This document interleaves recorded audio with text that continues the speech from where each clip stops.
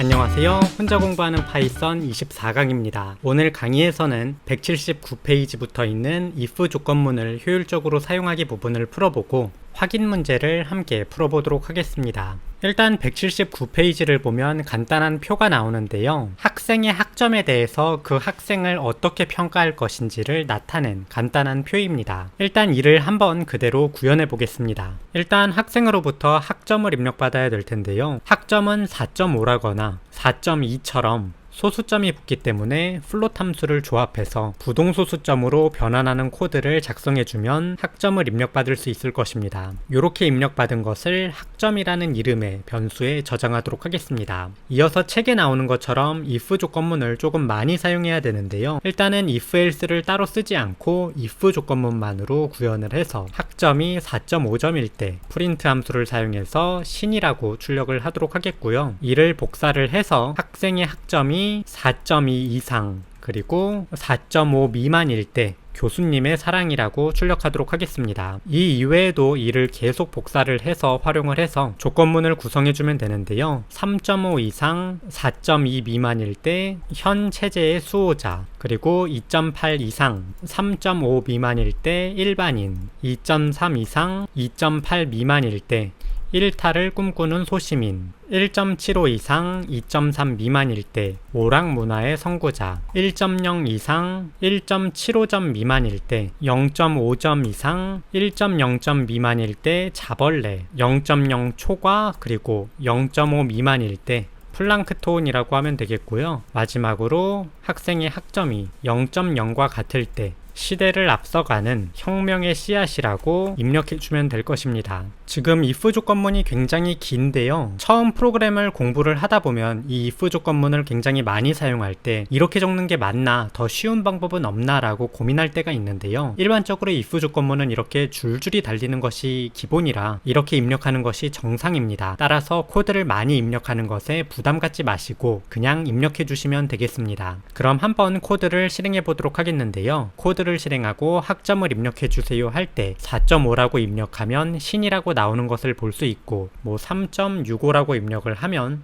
현 체제의 수호자라고 출력하는 것을 볼 수 있고, 0.2라고 하면 플랑크톤이라고 출력하는 모습을 볼 수 있습니다. 사실 현재 코드에서는 100점을 입력을 해도 아무것도 출력은 안 하지만 그대로 실행이 되고, 마이너스 100점을 입력해도 프로그램이 문제없이 끝나게 되는데요. 이렇게 좀 범위를 벗어난 부분은 따로 처리하지는 않도록 하겠습니다. 그런데 이렇게 elif 구문을 사용하게 되면 코드를 조금 더 개선할 부분이 생기는데요. 어떤 elif 구문에 도달하기 위해서 이미 그 위에 있는 조건들이 모두 거짓이 나와야 됩니다. 따라서 현재 이 선택한 부분, 현 체제의 수호자 부분에 도달하기 위해서는 학점이 4.5점이 아니어야 되고 학점이 4.2점 이상, 학점이 4.5점 미만이 아니어야 됩니다. 따라서 4.2점보다 작다라는 것을 이미 검사할 필요가 없게 되는 것입니다. 위쪽에서 이미 아니라는 것이 확인되었으니까요. 그래서 이 코드를 마찬가지의 방법으로 수정하면 지금 화면처럼 뒤쪽에 있는 비교를 모두 쳐내서 비교 횟수를 줄일 수 있습니다. 이렇게 코드를 작성해도 이전과 같은 실행 결과를 냅니다. 이처럼 if, elif, else를 조합해서 사용할 때는 위쪽에서 이미 해당 조건이 나오지 않는다는 것이 확정되지 않았는가를 한 번쯤 다시 검사해 보는 것이 좋습니다. 그럼 이어서 페이지를 쭉 넘어와서 확인 문제를 일단 풀어보도록 하겠는데요. 확인 문제 1번, 다음 코드의 실행 결과를 예측해 빈칸에 결과값을 입력하라고 합니다. 아래 코드는 모두 같고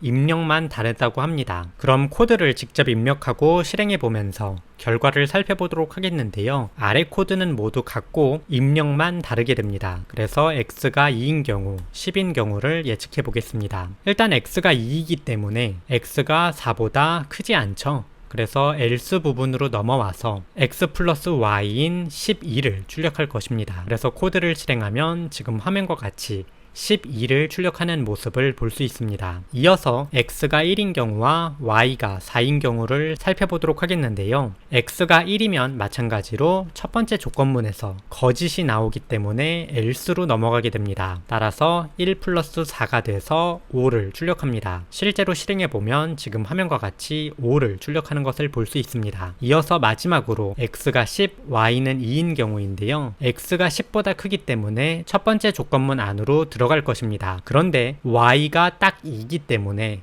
2보다 더 크지는 않아서 아무것도 출력하지 않게 됩니다. 그래서 마지막 것은 아무것도 출력하지 않는다가 결과입니다. 이 문제와 관련돼서 자주 들어오는 질문으로 이 안쪽에 있는 조건문이 거짓이 나왔으면 else로 가야 하는 거 아니냐, 그래서 else로 가서 10 더하기 2인 12를 출력해야 되는 것 아니냐라는 질문이 많이 들어왔는데요. 이 if와 else 그리고 elif 같은 구문은 같은 들여쓰기 단계에서 쌍으로 있을 때만 작동합니다. 현재 이 바깥에 있는 if와 else는 하나의 쌍으로 구성되어 있지만 이 안에 있는 if 조건문은 따로 쌍이 없습니다. 그래서 조건이 거짓이게 되면 따로 하는 것 없이 그냥 끝나게 됩니다. 잘 모르겠다면 파이썬 튜터 등의 프로그램에서 한 번 더 확인을 해보시면 좋을 것이라고 생각합니다. 그럼 이어서 2번. 다음 중첩 조건문에 논리 연산자를 적용해 하나의 if 조건문으로 만들어 보라고 합니다. x가 10보다 크다, 그리고 그 안쪽에 x는 20보다 작다라고 되어 있는데요. 이 두 조건이 모두 맞을 때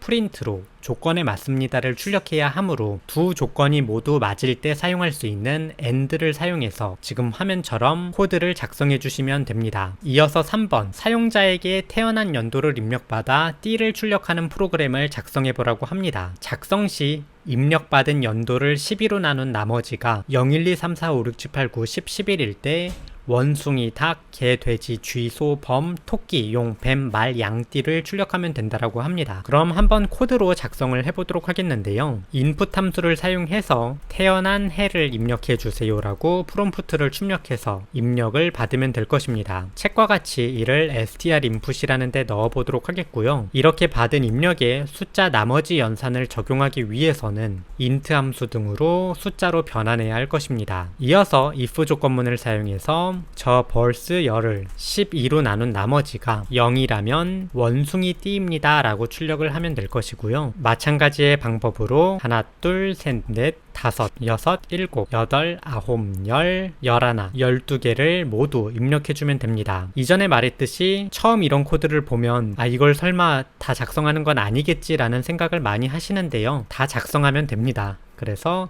하나하나 입력을 해주면 되고요. 각각의 경우에 원숭이 띠입니다, 닭띠입니다, 개띠입니다, 돼지띠입니다, 쥐띠입니다 등을 쭉쭉 입력해 주시면 됩니다. 물론 우리가 이후에 리스트라는 걸 배우게 되면 어떤 테크닉을 활용해서 이 코드를 굉장히 간단하게 작성할 수 있게 되는데요. 그런 테크닉을 배우지 않아도 구현하는 데는 문제가 없습니다. 어쨌거나 코드를 지금 화면과 같이 입력하면 입력한 연도를 기반으로 띠를 구할 수 있습니다. 코드를 실행하고 예를 들어서 1991년이라고 입력하면 양띠입니다 라고 출력을 하는 것을 볼 수 있는데요. 이러한 방법으로 띠를 출력하는 프로그램을 만들 수 있습니다. 참고적으로 다음 장에서 배우게 되는 리스트라는 것을 활용하게 되면 이 코드를 굉장히 간단하게 적을 수 있는데요. 간단하게 지금 화면과 같이 문자열을 쭉 만들고 스플릿을 활용해서 분할한 다음에 여기에서 생년을 12로 나눈 나머지를 사용하고 띠입니다 라고 출력을 하면 아래의 긴 코드를 간단하게 작성할 수 있습니다. 그런데 우리가 어떤 것을 구현하라는 명령을 받았을 때 이것을 짧게 작성하는 방법을 모른다고 해서 그것을 구현할 수 없는 것은 아닙니다. 그냥 코드를 길게 작성하면 되니까요. 그래서 이렇게 어떻게든